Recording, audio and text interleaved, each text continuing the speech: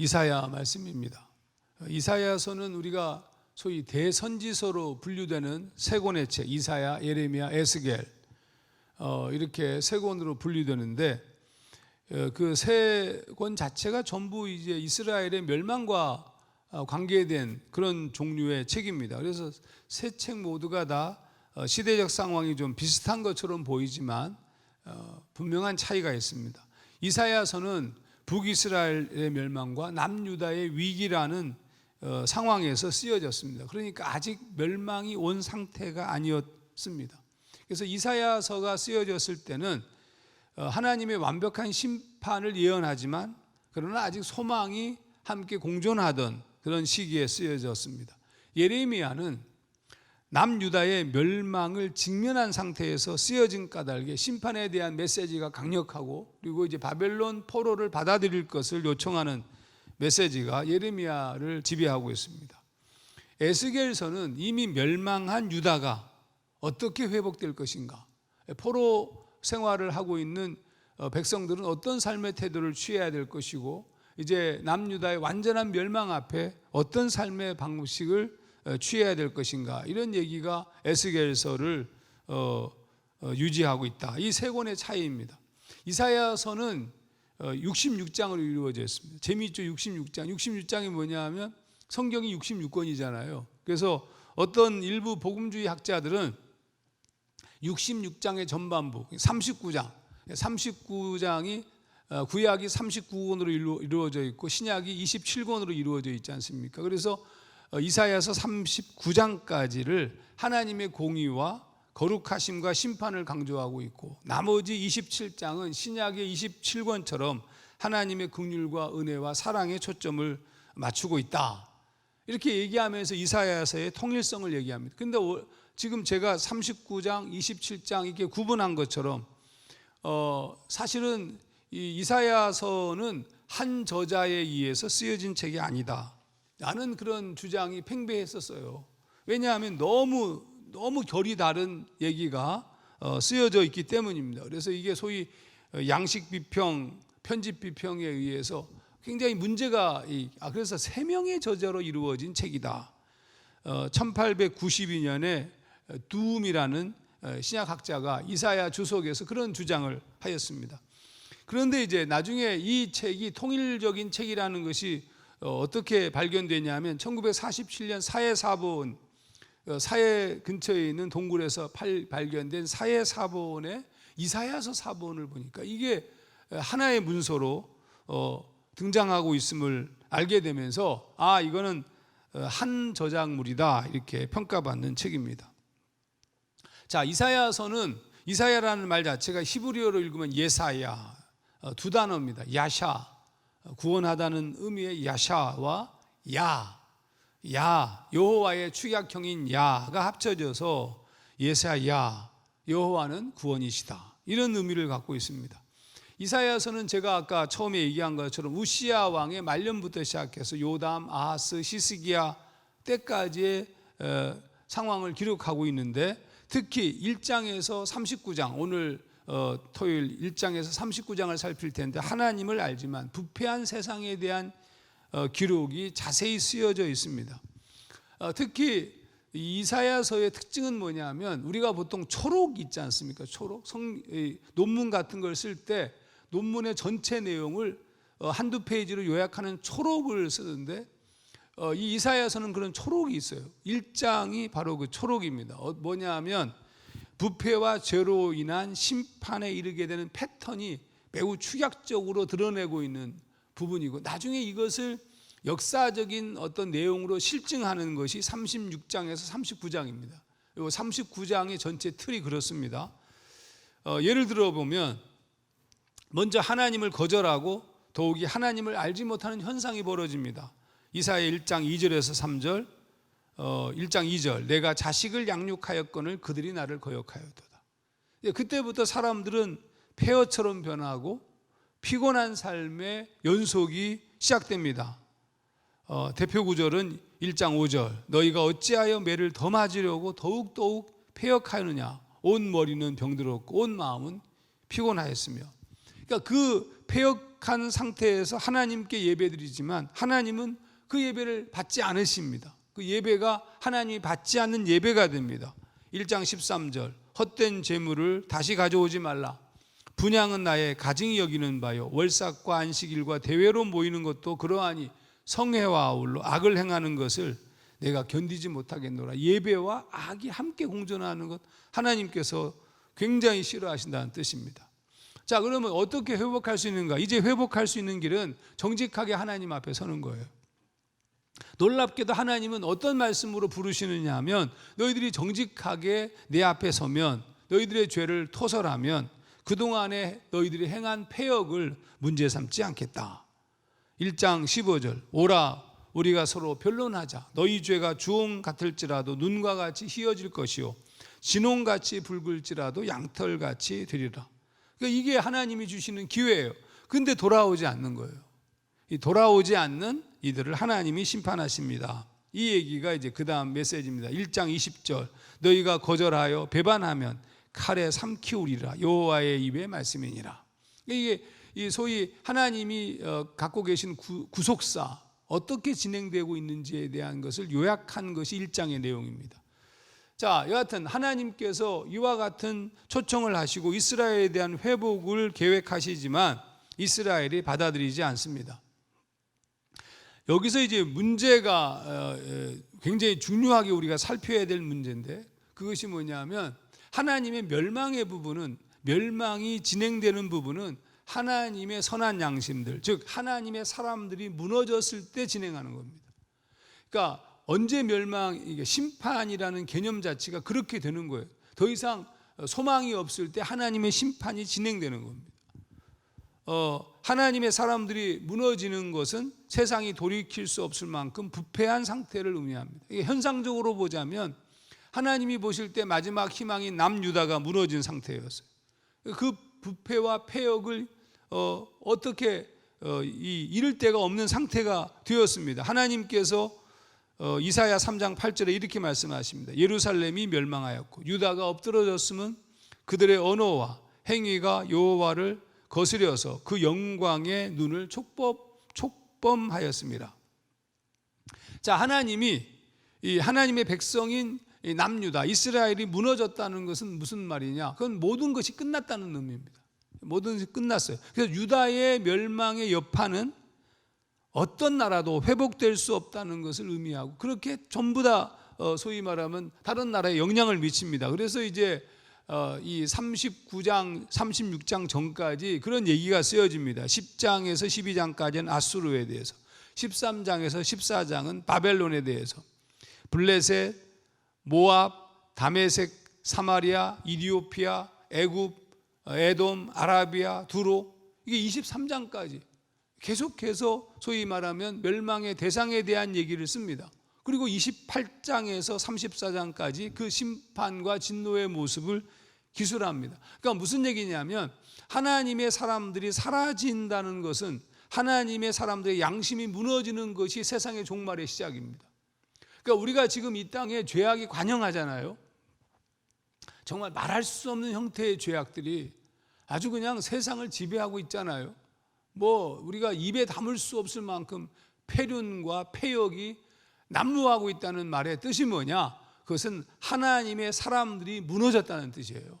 그러니까 세상이 이제 멸망의 순간처럼 막 보이면 그때 우리는 뭘 봐야 되냐면 세상이 악하다, 세상이 더럽다, 어떻게 이렇게 더러워진 세상이 왔을까라고 물어보는 게 아니에요. 그때는 뭘 봐야 되냐면 교회를 봐야 돼요.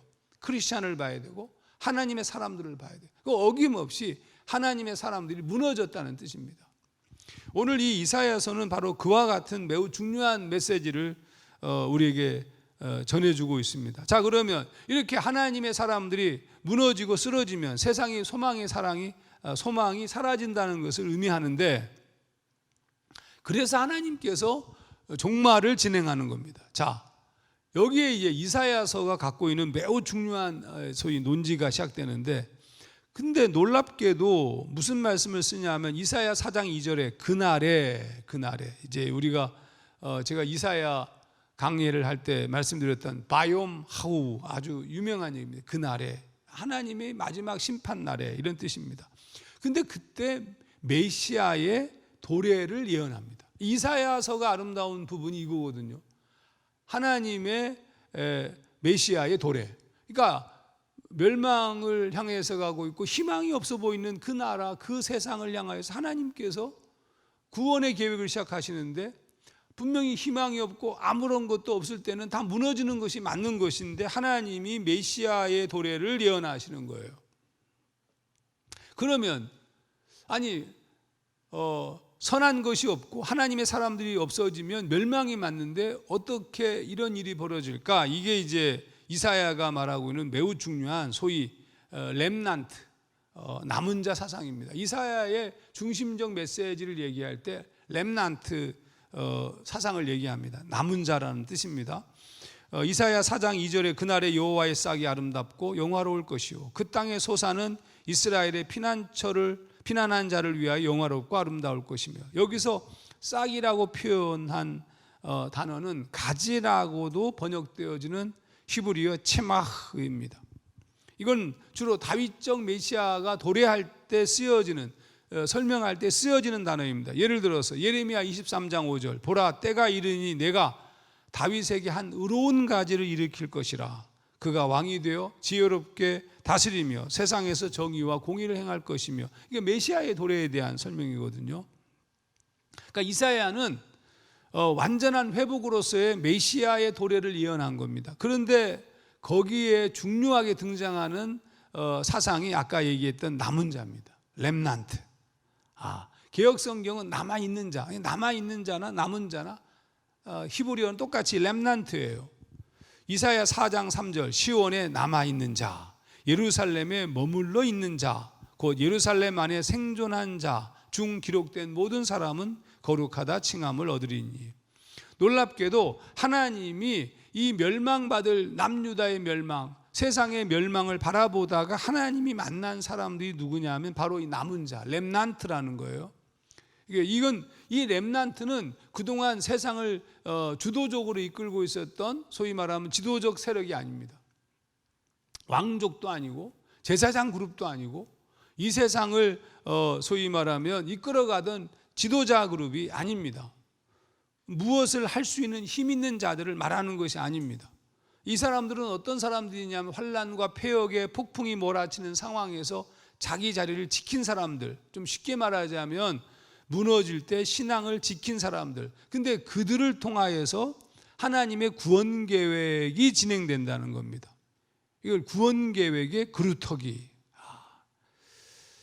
하나님이 무너진 이스라엘을 구원하고 세상을 구원하는 계획의 중심으로 남은 자들, 곧 그루터기를 사용하신다. 바로 그 그루터기가 남은 자들, 이새의 줄기라는 말씀을 하고 계신 겁니다. 하나님이 일하시도록 여는 자리입니다. 그러니까 이새의 줄기에서 예수 그리스도가 나오는 거죠. 그러니까 이 이새의 줄기인 이 그루터기가 소위 말하면 이게 모판이라는 거예요.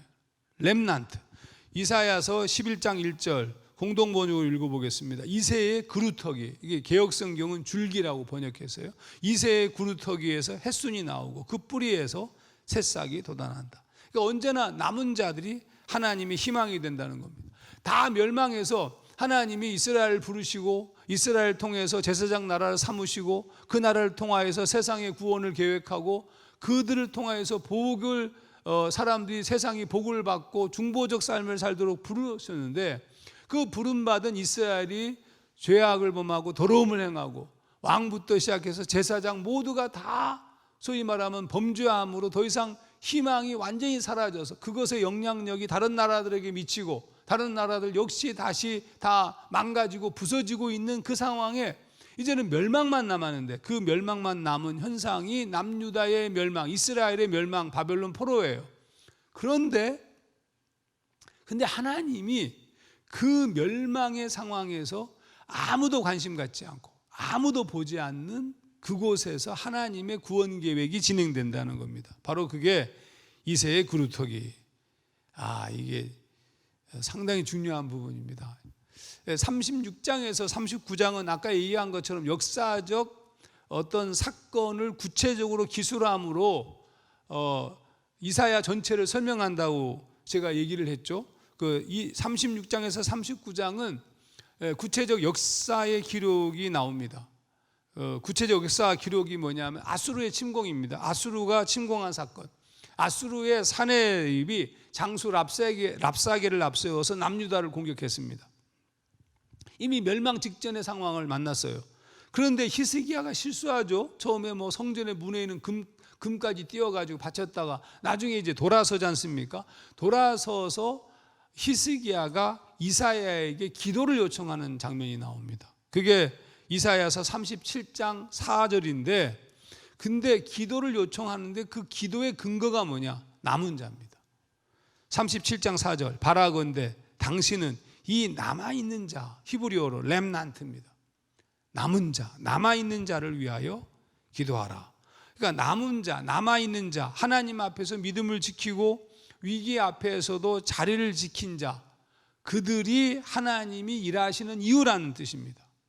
하나님께서 역사하시는데 하나님이 역사하시는 이유가 뭐냐? 제사장들 때문이냐? 그 당시에 왕 때문이냐? 하나님 이 기가 막힌 그 위임받은 이스라엘 전체 그들 때문이 아니라 그 안에 버림받고 어쩌면 아무도 관심 갖고 있지 않는, 그러나 하나님을 향해서 믿음을 지킨 그 남은 자, 그들이 바로 하나님이 역사하는 통로라는 뜻입니다.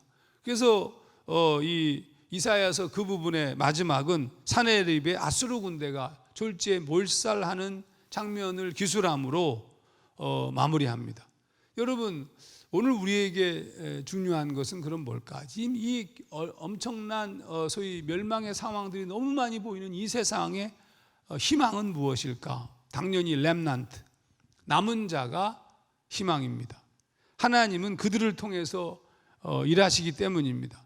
바로 그곳이 하나님이 일하시는 구루터기가 되어서 거기서 새싹이 태어나고 그게 메시아의 도래처럼, 그러므로 가정, 교회, 민족, 세상의 희망은 믿음을 지킨, 하나님을 의존하고 그 자리를 지키고 하나님을 버리지 아니하고 끝까지 하나님을 의지하며 걸어온 진짜 믿음의 사람, 눈에 보이지도 않는 그들이 하나님이 역사하시는 통로가 된다. 그 구루터기에서 그리스도 예수가 나왔다. 만약에 그 구루터기마저 없었다면 그리스도 예수는 이 땅에 도래하지 않았을지도 모른다. 이게 말이 됩니까? 라고 얘기할지 모르지만 말이 됩니다. 왜냐하면 세상에 악만 존재하고 더러움만 존재하고, 여러분 잘 아시는 것처럼 노아의 홍수 사건이 그거 아니에요. 노아의 홍수가 뭐냐면 하나님을 섬기고 하나님 죄악에 관영되지 않은 사람이 없는 거예요. 죄악이 관영한 거예요. 그러면 그 세상을 멸망시키는데 희망으로 남은 존재가 노아였던 거죠. 그러니까 오늘 동시에 이 세상을 향한 멸망의 상황이 진전되더라도 세상에 대한 희망이 어디서부터 오느냐? 진짜 하나님 앞에 온전히 선 정결하고 순결한 믿음의 사람. 그러므로 오늘 우리가 개인적인 수련을 열심히 해서 내가 하나님 앞에 바르게 서 있는 것은 하나님께서 이 세상을 향한 구원의 단초가 될 수 있다는 것, 세상의 남은 자가 되어야 되는 이유입니다. 하나님의 구속사역이 그들을 통하여서 계속 이어질 것이기 때문에 오늘 우리의 신앙적 수련은 단순하게 개인의 문제가 아니라 하나님 나라의 문제이고 이 세상을 살리는 방법이라는 사실을 잊지 말아야 된다. 꼭 기억했으면 좋겠습니다. 기도하겠습니다. 하나님 아버지, 멸망하고 있는 이스라엘 백성들을 바라보면서 더 이상 소망은 사라졌습니다. 왕부터 시작해서 제사장, 선지자, 서기관 할 것 없이 모두가 다 부패해버린 그런 세상 속에 하나님께서 이 세상을 현상적으로 멸망시키지만 그러나 다시 회복을 계획하실 수 있었던 것은 이새의 구루터기로 상징되어지는 남은 자들 때문이었습니다. 하나님 아버지, 오늘 이 세상이 지금 무너진 세상이 되어가고 있고 말할 수 없는 폐역과 폐륜과 불륜과 더러움이 관영하고 있는 세상에 이 세상을 지탱하고 있는 것은 무슨 화려하고 근사한 교회와 유명한 목사들과 잘 보이는 거기 존재하는 유명인들이 아니라 이름도 없고 빛도 없지만 하나님 앞에 믿음을 지키고 말씀을 따라 살아가는 정말 남은 자, 눈에 보이지 않은 이새의 그루터기, 아무도 보지 않은 저 베들레헴, 거기에 있음을 우리가 잊지 말게 하옵시고, 우리의 개인적 하나님을 향한 견고함과 우리의 기도와 중보가 세상을 살리는 길이라는 사실을 잊지 않고 걸어가게 주님 도와주시옵소서. 예수님 이름으로 기도하옵나이다. 아멘.